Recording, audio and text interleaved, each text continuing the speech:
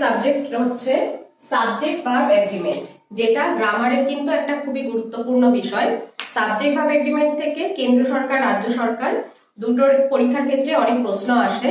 তো আজকে আমি কিছু নিয়ম নিয়ে এসেছি, 5টা নিয়ম এখানে আছে। আরো ডিটেলসে যদি তোমরা জানতে চাও বা পড়তে চাও তাহলে ডিসক্রিপশন বক্সে দেওয়া যে নাম্বারে তোমরা কন্ট্যাক্ট করো, তোমাদেরকে সেখান থেকে যথাযথভাবে গাইড করে দেওয়া হবে।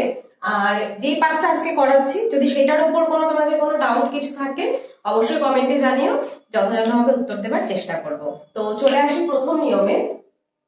প্রথম নিয়ম কি, যেটা আমরা সকলেই জানি, যে যদি সাবজেক্ট আমাদের সিঙ্গুলার হয় বা প্লুরাল হয় তাহলে সেই অনুযায়ী আমাদের ভার্বটাও কি হয়ে যায়, সিঙ্গুলার বা প্লুরাল।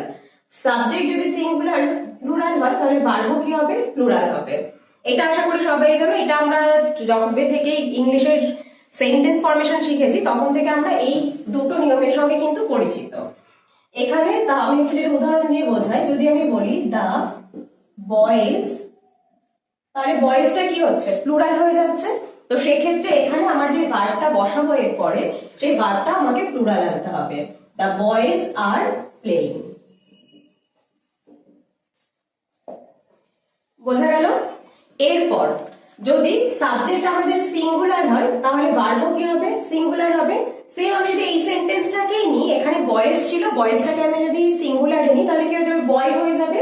তাহলে দা বয়, তখন কিন্তু এই আরটা তো এটা প্লুরাল ভার্ব, তো এই আরটা তখন কি হয়ে যাবে, ইজ হয়ে যাবে।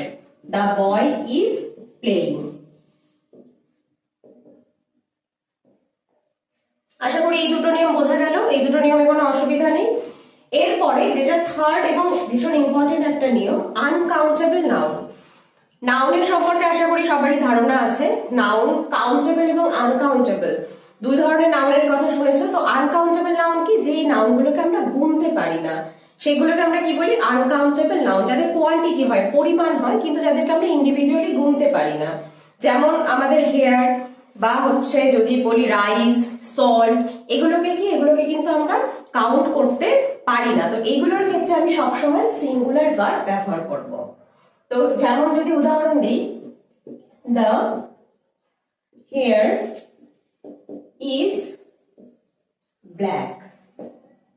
তো এটা সবসময় মনে রাখবে, যখনই নাউনটা আনকাউন্টেবল হবে অবশ্যই কিন্তু আমার ভার্ব যেটা আসবে সেই ভার্বটা কিন্তু সবসময় সিঙ্গুলার হবে। তো এই তিনটে নিয়ম গেল।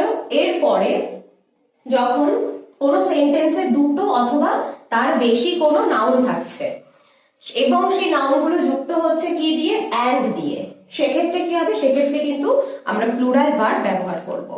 যেমন উদাহরণস্বরূপ যদি বলা হয়, আমি এখানে জায়গা নেই, আমি নিচে তোমাদের এটার উদাহরণটা দেখিয়ে দিচ্ছি 4 নাম্বার দিয়ে। টিয়া, রিনা